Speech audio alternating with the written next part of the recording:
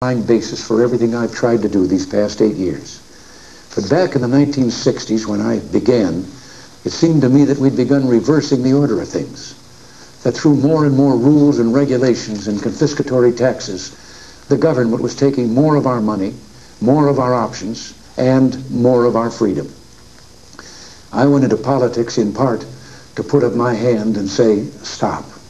I was a citizen politician, and it seemed the right thing for a citizen to do. I think we have stopped a lot of what needed stopping. And I hope we have once again reminded people that man is not free unless government is limited. There's a clear cause and effect here that is as neat and predictable as a law of physics.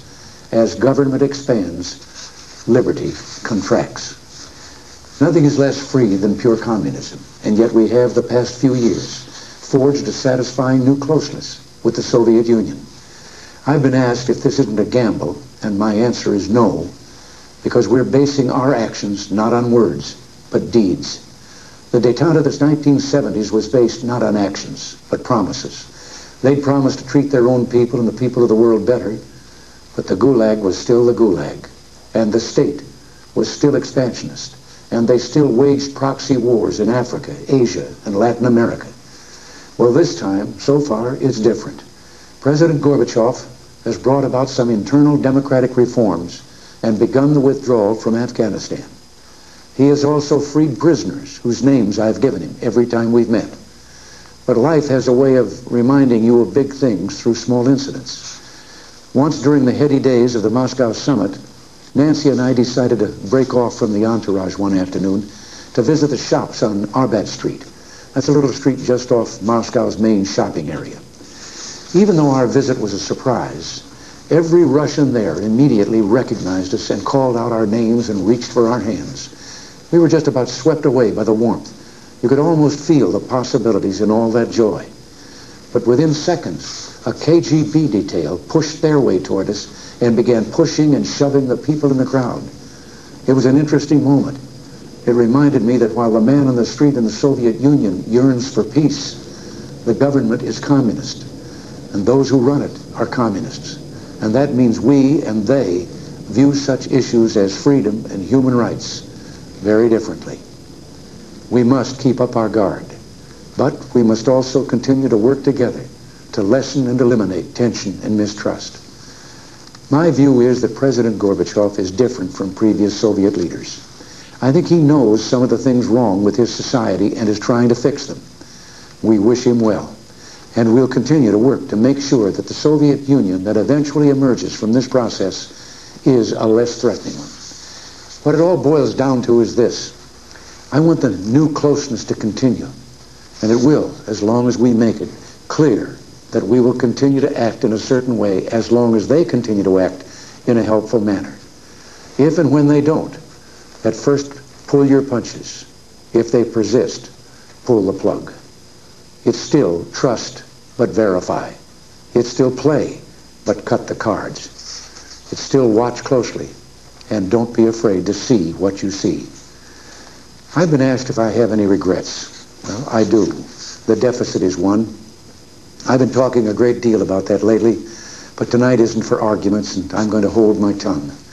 But in observation, I've had my share of victories in the Congress, but what few people noticed is that I never won anything you didn't win for me. They never saw my troops. They never saw Reagan's regiments, the American people. You won every battle with every call you made and letter you wrote demanding action. Well, action is still needed. If we're to finish the job, Reagan's regiments will have to become the Bush brigades. Soon he'll be the chief, and he'll need you every bit as much as I did. Finally, there is a great tradition of warnings in presidential farewells, and I've got one that's been on my mind for some time. But oddly enough, it starts with one of the things I'm proudest of in the past 8 years, the resurgence of national pride that I called the new patriotism. This national feeling is good, but it won't count for much, and it won't last unless it's grounded in thoughtfulness and knowledge. An informed patriotism is what we want. And are we doing a good enough job teaching our children what America is and what she represents in the long history of the world? Those of us who are over 35 or so years of age grew up in a different America. We were taught very directly what it means to be an American. And we absorbed almost in the air a love of country and an appreciation of its institutions. If you didn't get these things from your family, you got them from the neighborhood, from the father down the street who fought in Korea, or the family who lost someone at Anzio. Or you could get a sense of patriotism from school. And if all else failed, you could get a sense of patriotism from the popular culture. The movies celebrated democratic values and implicitly reinforced the idea that America was special. TV was like that too, through the mid-60s. But now we're about to enter the 90s, and some things have changed. Younger parents aren't sure that an unambivalent appreciation of America is the right thing to teach modern children. And as for those who create the popular culture, well-grounded patriotism is no longer the style. Our spirit is back, but we haven't re-institutionalized it. We've got to do a better job of getting across that America is freedom. Freedom of speech, freedom of religion, freedom of enterprise, and freedom is special and rare. It's fragile. It needs production. So we've got to teach history based not on what's in fashion, but what's important. Why the Pilgrims came here, who Jimmy Doolittle was, and what those 30 seconds over Tokyo meant. You know, 4 years ago, on the 40th anniversary of D-Day, I read a letter from a young woman writing to her late father, who had fought on Omaha Beach. Her name was Lisa Zanata Henn, and she said, "We will always remember. We will never forget what the boys of Normandy did." Well, let's help her keep her word. If we forget what we did, we won't know who we are. I'm warning of an eradication of the American memory that could result ultimately in an erosion of the American spirit. Let's start with some basics. More attention to American history and a greater emphasis on civic ritual. And let me offer lesson number 1 about America. All great change in America begins at the dinner table. So tomorrow night in the kitchen, I hope the talking begins. And children, if your parents haven't been teaching you what it means to be an American, let them know and nail them on it. That would be a very American thing to do. And that's about all I have to say tonight, except for one thing. The past few days, when I've been at that window upstairs, I've thought a bit of the shining city upon a hill. The phrase comes from John Winthrop, who wrote it to describe the America he imagined.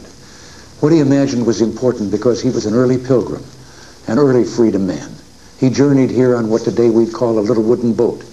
And like the other pilgrims, he was looking for a home that would be free.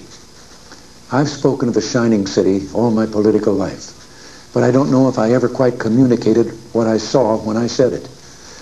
But in my mind, it was a tall, proud city built on rocks stronger than oceans, windswept, God-blessed, and teeming with people of all kinds living in harmony and peace. A city with ports that hummed with commerce and creativity. And if there had to be city walls, the walls had doors, and the doors were open to anyone with the will and the heart to get here. That's how I saw it and see it still. And how stands the city on this winter night? More prosperous, more secure, and happier than it was 8 years ago. But more than that, after 200 years, 2 centuries, she still stands strong and true on the granite ridge, and her glow is held steady no matter what storm.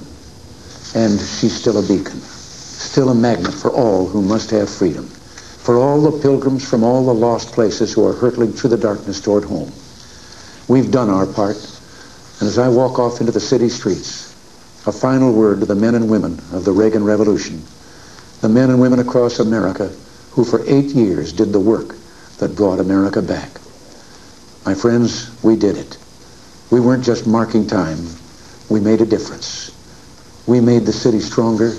We made the city freer. And we left her in good hands. All in all, not bad. Not bad at all. And so, goodbye. God bless you. And God bless the United States of America.